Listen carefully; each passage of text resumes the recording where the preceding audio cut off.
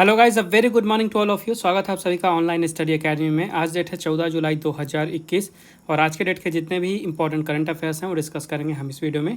साथ ही जितने भी रिलेटेड इंपॉर्टेंट फैक्ट्स हैं और स्टैटिक जीके हैं ये सब भी हम कवर करेंगे। तो आइए जल्दी से शुरू करते हैं।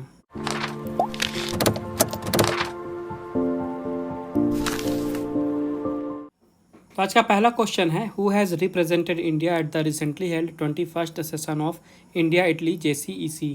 हाल ही में आयोजित भारत इटली JCEC के 21वें सत्र में भारत का प्रतिनिधित्व किसने किया है।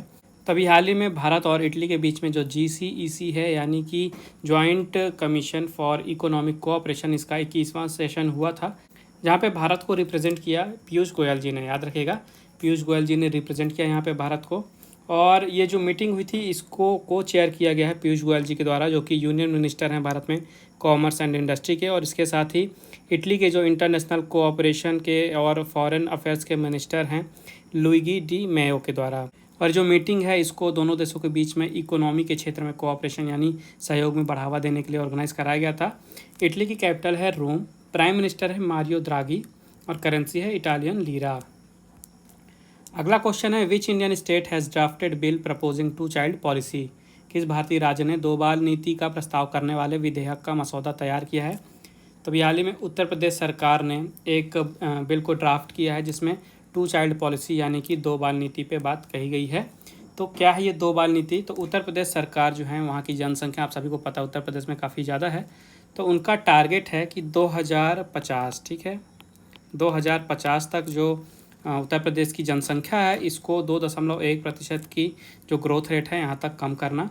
और इसी के लिए जो उत्तर प्रदेश के चीफ मिनिस्टर हैं योगी आदित्यनाथ जी ने ये टू चाइल्ड पॉलिसी उन्होंने लाई है, जिसके तहत जो वहाँ पे कपल्स होंगे उनको प्रोत्साहित किया जाएगा कि वो सिर्फ 2 ही बच्चे रखें, उनसे ज़्यादा ना रखें। हालांकि किसी को वहाँ पे प्रेशराइज नहीं किया जाएगा बच्चों की संख्या को लेके, लेकिन जो अलग अलग तरह की गवर्नमेंट स्कीम हैं, जो गवर्नमेंट जॉब हैं, राशन हैं या जो भी सरकार की तरफ से मिलने वाले दूसरे बेनिफिट्स हैं, ये उन्हीं को दिए जाएंगे जिनके सिर्फ 2 बच्चे ही होंगे। अगर बच्चे 2 से ज़्यादा हैं तो उनको गवर्नमेंट की तरफ से कोई भी बेनिफिट नहीं मिलेगा वहाँ पे। तो यही है to child policy Uttar Pradesh की। उत्तर प्रदेश के चीफ मिनिस्टर हैं योगी आदित्यनाथ जी, गवर्नर हैं आनंदीबेन पटेल और कैपिटल है लखनऊ। अगला क्वेश्चन है, which Indian state will create new department for indigenous faith and culture. कौन सा भारतीय राज्य स्वदेशी आस्था और संस्कृति के लिए एक नया विभाग बनाएगा। तो अभी हाल ही में असम सरकार ने डिसीजन लिया है कि असम में एक नया डिपार्टमेंट बनाया जाएगा वहाँ पे इंडिजिनस फेथ एंड कल्चर के लिए, ठीक है। तो ये है क्या, तो असम में एक्चुअली में जो अलग अलग तरह की जनजातियाँ रह रही हैं, जैसे कि बोडोस है, राभास है और मिशिंग है, तो सबका अलग अलग कल्चर है, अलग अलग उनका रिलीजियस बिलीफ है, अलग अलग उनका ट्रेडिशन है। तो इन सारी चीज़ों को संरक्षित रखने के लिए, इनको और भी ज़्यादा प्रमोट करने के लिए ये नया डिपार्टमेंट बनाया जा रहा है असम सरकार के द्वारा, जिसका नाम है indigenous faith and culture department, ठीक है। असम की बात करते हैं, यहाँ की कैपिटल है दिसपुर। चीफ मिनिस्टर नए बने हैं हेमंत बिस्वा शर्मा और गवर्नर हैं जगदीश मुखी। अगला क्वेश्चन है, which state had a maximum death due to lightning strike since 2019। 2019 के बाद से किस राज्य में बिजली गिरने से सबसे अधिक मौतें हुई हैं। तभी हाल ही में एक रिपोर्ट प्रकाशित हुई है भारत में बिजली गिरने से जो मौतें होती हैं उसके ऊपर, और उस रिपोर्ट में ये बताया गया है कि 2019 के बाद से बिजली गिरने से सबसे अधिक मौतें हुई हैं बिहार में। ये जो रिपोर्ट है ये हर साल प्रकाशित की जाती है और इस साल ये इसका दूसरा संस्करण है। तो इस रिपोर्ट में बताया गया है कि बिहार में सबसे ज़्यादा डेथ हुई हैं। तो 1 अप्रैल 2020 से लेके मार्च 31, 2021 के बीच में लगभग 400 डेथ हुई हैं बिहार में बिजली गिरने से। दूसरे नंबर पे उत्तर प्रदेश रहा है जहाँ पे 238 डेथ हुई हैं, और तीसरे पे मध्य प्रदेश रहा है जहाँ पे 228 डेथ हुई हैं बिजली गिरने से। बिहार रहा है सबसे ऊपर। तो यहाँ के चीफ मिनिस्टर हैं नीतीश कुमार, गवर्नर है फागू चौहान और कैपिटल है पटना। अगला क्वेश्चन है, who has been re elected as the prime minister of Ethiopia. Ethiopia के प्रधानमंत्री के रूप में फिर से किसे चुना गया है।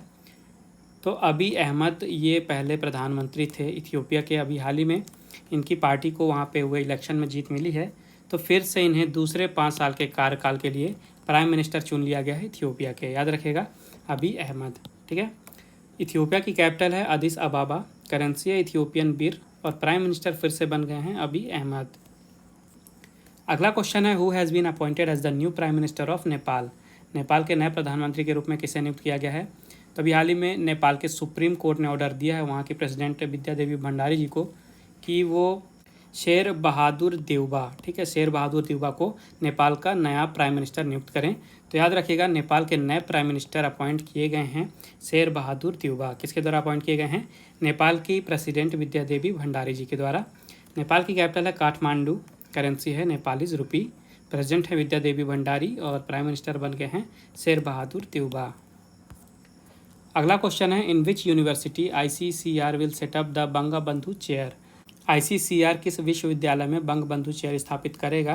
तो अभी हाल ही में ICCR और दिल्ली यूनिवर्सिटी के बीच में एक MOU साइन किया गया है, जिसके तहत ICCR दिल्ली विश्वविद्यालय यानी कि दिल्ली यूनिवर्सिटी में एक बंगबंधु चेयर को सेटअप करेगा। तो इसका राइट आंसर है दिल्ली यूनिवर्सिटी। और ये जो यूनिवर्सिटी से सेटअप क्यों किया जा रहा है?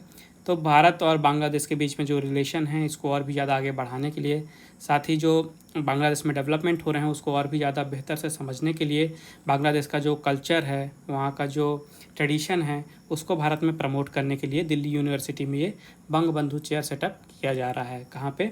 दिल्ली यूनिवर्सिटी में, याद रखिएगा। तो ये जो चेयर है इसका मेन फोकस होगा दोनों देश के बीच में जो कॉमन हेरिटेज हैं, जैसे कि एंथ्रोपोलॉजी है, बुद्धिस्ट स्टडीज़ हैं, ज्योग्राफी है, हिस्ट्री है, मॉडर्न इंडियन लैंग्वेज है, म्यूज़िक है, फाइन आर्ट है, पॉलिटिकल साइंस है, इंटरनेशनल रिलेशन है, सोशियोलॉजी है। तो ये सारे सब्जेक्ट को कवर किया जाएगा इस चेयर के द्वारा। बांग्लादेश की बात कर लेते हैं, तो यहाँ की कैपिटल है ढाका, प्राइम मिनिस्टर है शेख हसीना, प्रेसिडेंट है अब्दुल हामिद और करेंसी है टका। अगला क्वेश्चन है, who has launched my Srinagar mobile app. My Srinagar mobile app किसने लॉन्च किया है? तो अभी हाल ही में जम्मू और कश्मीर के लेफ्टिनेंट गवर्नर मनोज सिन्हा जी ने लॉन्च किया है माई श्रीनगर नाम का एक मोबाइल ऐप। याद रखेगा, माई श्रीनगर, और लॉन्च किसने किया है? मनोज सिन्हा जी ने। तो ये जो ऐप है ये लॉन्च क्यों किया गया है? तो जम्मू और कश्मीर सरकार के द्वारा जो भी अलग अलग तरह के बेनिफिट्स, ई सर्विसेज, चाहे वो कोई भी डिपार्टमेंट हो, चाहे टूरिज़्म से रिलेटेड इन्फॉर्मेशन हो, तो इन सारी चीज़ों को एक प्लेटफॉर्म में लाने के लिए, चाहे वो ऑनलाइन मोड में हो चाहे ऑफलाइन मोड में हो, दोनों तरह से जो वहाँ पे टूरिस्ट जाते हैं और जो वहाँ के लोकल लोग हैं उनको इस सर्विस का फ़ायदा देने के लिए ये ऐप लॉन्च की गई है माई श्रीनगर। जो भी सर्विसेज हैं सब कुछ एक ही प्लेटफॉर्म पे दी जाएंगी माई श्रीनगर मोबाइल एप्लीकेशन पे। जम्मू और कश्मीर को यूनियन टेरिटरी का स्टेटस मिला था 31 अक्टूबर 2019 को। लेफ्टिनेंट गवर्नर है मनोज सिन्हा जी। समर कैपिटल है श्रीनगर और विंटर कैपिटल है जम्मू। अगला क्वेश्चन है, who has become the first batsman to score 14,000 run in T20 history. T20 इतिहास में 14,000 रन बनाने वाले पहले बल्लेबाज कौन बने हैं? तो अभी हाल ही में वेस्ट इंडीज़ के क्रिस गेल बन गए हैं T20 क्रिकेट के इतिहास में सबसे पहले बल्लेबाज जिन्होंने 14,000 रन पूरे किए हैं। ठीक है, याद रखेगा, क्रिस गेल, और ये वेस्ट इंडीज़ के लिए खेलते हैं। तो यहाँ पे ध्यान दीजिएगा कि ये इंटरनेशनल की बात नहीं हो रही है। जितने भी फॉर्मेट हो रहे हैं, चाहे वो इंडियन प्रीमियर लीग हो, पाकिस्तान लीग हो, या कैरेबियन प्रीमियर लीग हो, या इंटरनेशनल मैचेस हो, तो जितने भी फॉर्मेट होते हैं, जितने भी टूर्नामेंट हो रहे हैं पूरे विश्व भर में, उन सभी में मिला के T20 मैचेस में 14,000 रन बना लिए हैं क्रिस गेल ने, और ऐसा करने वाले ये विश्व के पहले बल्लेबाज बन गए हैं। अगला क्वेश्चन है, when will be the Khelo India youth games 2021 be held. Khelo India youth games 2021 कब आयोजित होंगे? तो देखिए, 2021 के जो खेलो इंडिया यूथ गेम्स हैं ये आप सभी को पता है कि होंगे कहाँ? हरियाणा में।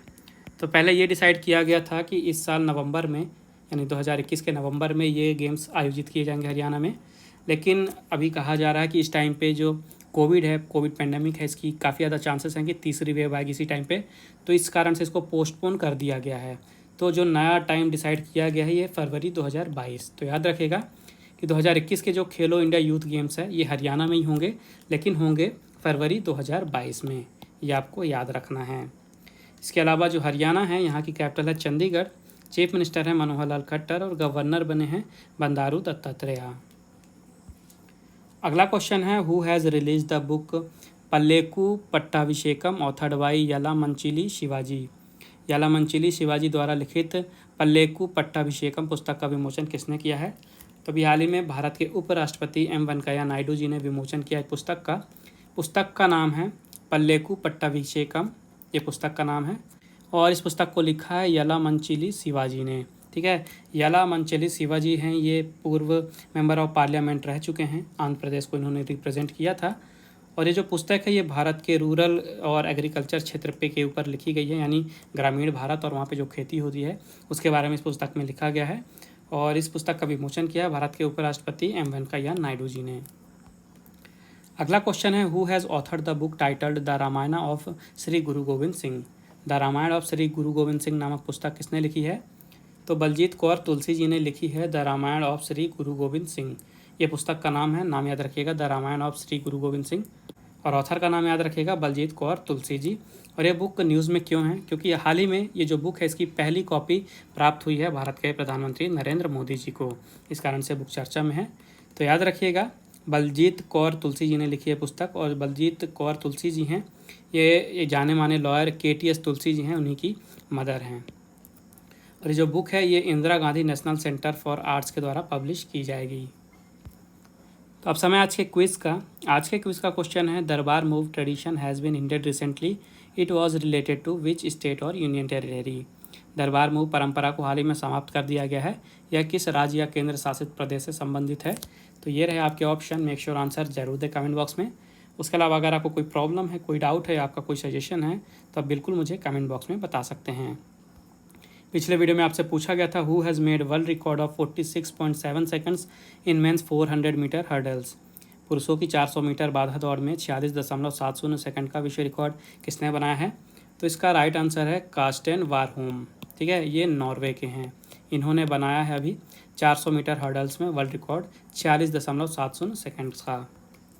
तो ये थे आज के important current affairs. I hope आपको यूजफुल लगे होंगे। वीडियो पसंद आई है तो वीडियो को लाइक ज़रूर करें, ज़्यादा से ज़्यादा शेयर करें दोस्तों के साथ, और चैनल को सब्सक्राइब करना बिल्कुल ना भूलें। बेल आइकन जरूर दबाइएगा ताकि नोटिफिकेशन आपको मिलती रहे।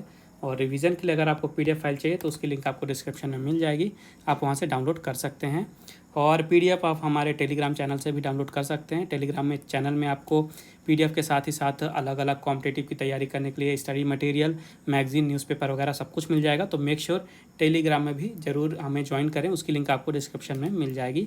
बाकी मिलते हैं अगले वीडियो में कुछ नए करंट अफेयर्स के साथ। तब तक के लिए take care and thank you guys.